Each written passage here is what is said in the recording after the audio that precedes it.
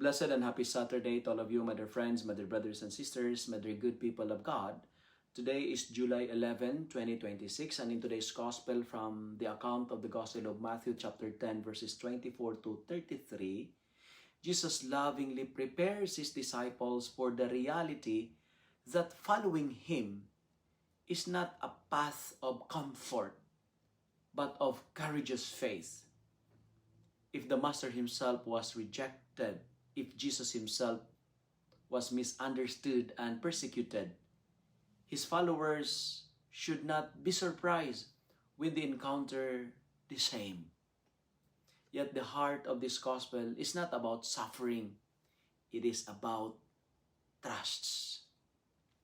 3 times, Jesus says, "Do not be afraid," reminding us that fear has no place in the heart that knows that it is deeply loved by God. The Father who notices every sparrow and counts every hair on our heads watches over us with unfailing care. Nothing in our lives escapes His loving gaze, not our tears, not even our struggles and sacrifices or hidden acts of faithfulness.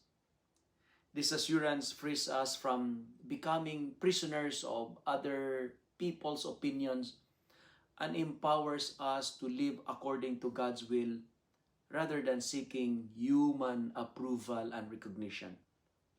But dear friends, Jesus also calls us to acknowledge Him before others, not only with our words, but with lives marked by integrity, marked by compassion, forgiveness, humility, and of course, unwavering hope. Because every time we choose trust over convenience, every time we choose love over hatred, every time we choose mercy over revenge, faith over fear, we proclaim Christ to the world.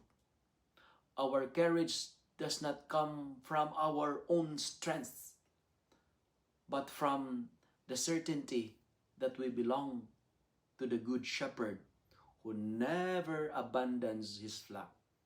You know, when we entrust our lives completely to Him, fear gradually gives way to peace. Anxiety is replaced by confidence, and uncertainty becomes an opportunity to witness to God's love and providence. The disciple who knows he is loved by the Father can walk through life's trials with serenity because he is convinced that no rejection, no suffering, or earthly power can separate him from the faithful love of God. In the end, my dear friends, the greatest victory is not living without trials, but remaining faithful to Christ, trusting that the one, and that is Jesus, who knows us completely, will one day joyfully acknowledge us before the Father in heaven. Today, I encourage myself and you, my dear friends, fear less, trust more. Do not be afraid because you are loved.